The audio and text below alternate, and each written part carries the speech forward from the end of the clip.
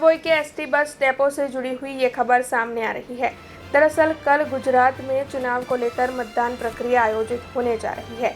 ऐसे में चुनावी प्रक्रिया में डभोई के एसटी बस डेपो की कई बसों को दिया गया है, जिसके मद्देनज़र आज मुसाफिरों को आवाजाही करने में काफ़ी दिक्कतें हुई है।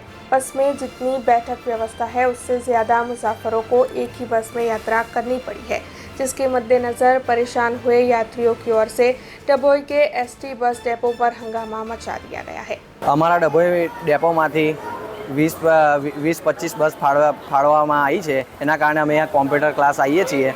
એક અમારી કોલેજો ચાલે છે, પણ એટલા માટે અહીંયા આગળ બસો કોઈ આવતી નથી અમારા રૂટ પર। અમે અહીંયા ગરમીમાં તપી રહીએ છીએ અને જ્યાં વડોદરા ડેપોમાંથી પણ બસ ફાળવેલી છે, પણ ત્યાંથી અહીંયા આગળ અસર પડે છે ડભોઈ ડેપોમાં। એના કારણે તમે બસનો કોઈ ઉપાય લાવો। અમારી માંગ એ છે કે અત્યારે ને અત્યારે તમે બસ મૂકો, બીજી કોઈ વ્યવસ્થા કરો। अब खबरों से लगातार अपडेट रहना हुआ आसान। BRG न्यूज आपके मोबाइल स्क्रीन पर।